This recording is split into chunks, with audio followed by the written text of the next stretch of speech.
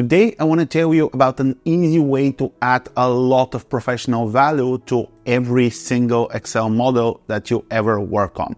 And that's adding a table of contents. Larger Excel models can go into the dozens and sometimes even into the hundreds in terms of number of sheets that you have in your file. When you're working on it, you pretty much know what's where, but if some time passes or if you have to share it with an external stakeholder or someone else within your company, then they'll be completely lost in this long row of tabs at the bottom of the file. Word has a table of contents, but Excel doesn't have anything like that. So over time, I've developed a habit to always add a table of contents that only lists the most important tabs within the file. That way, I can ensure that users of this model or report or whatever have an easy way to navigate and look for what they actually need to see. I'm going to show you how to easily build a simple table of contents in Excel that would add a lot of value to your files. And I'm also going to share about an add-in that allows you to build and update a table of contents with a single click.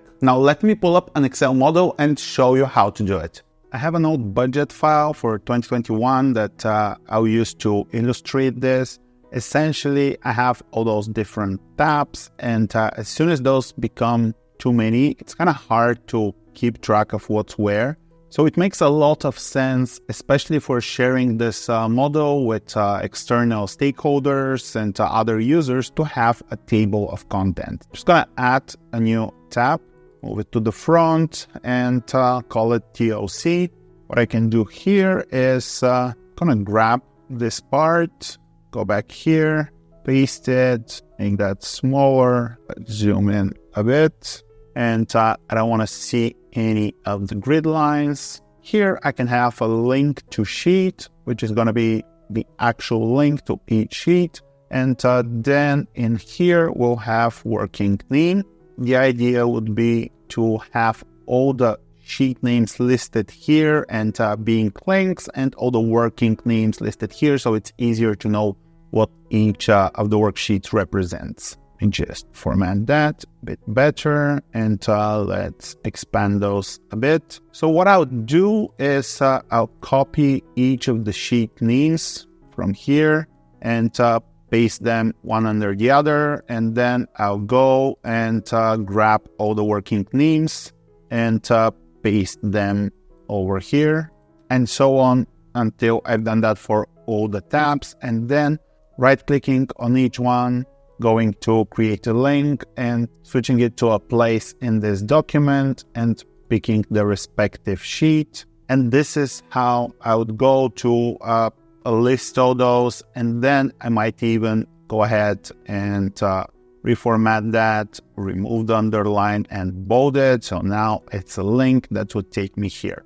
Another thing that I would usually do is I would add a table of contents up here, and I'll make that a link to my table of contents. You can make it smaller again, switch that to Arial as it was, bold it, and then what I can do is copy this and paste it on all the tabs, and then when I click it, it will take me back to my table of contents.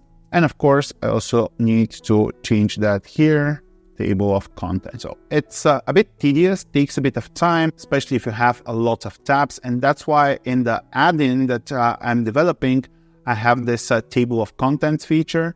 So essentially, if you're structuring all your tabs in the same way, and I have that here, so it's always in B2 is my working name, and it always represents what the sheet is all about. I'm adding this by applying a formatting, sheet formatting. What this allows me to do later on is, let me just remove this thing here, is just hit table of contents, pops up the screen. I can pick which tabs I want to include in the table of contents.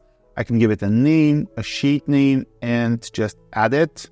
close that, and that way I can easily have this, and it also goes and adds all those backlinks at the top of each of the sheets. The other thing that I'm able to do by implementing this as a feature is that anytime I'm on this tab, I can just open the table of contents again, and it would identify this as a table of contents based off of this value in A1 table of contents reference, and it would allow me to edit it. Let's say I want to change the name here, and I want to remove the scenarios from the list. So I'm just going to update that, close that, and you see that the scenarios are no longer here. The name is changed, and all those references are recreated to match the tabs that are in the workbook and have also been ticked off in this list. And that's how you make a table of contents, and then how you make it much faster by utilizing the Excel add-in that I'm currently developing.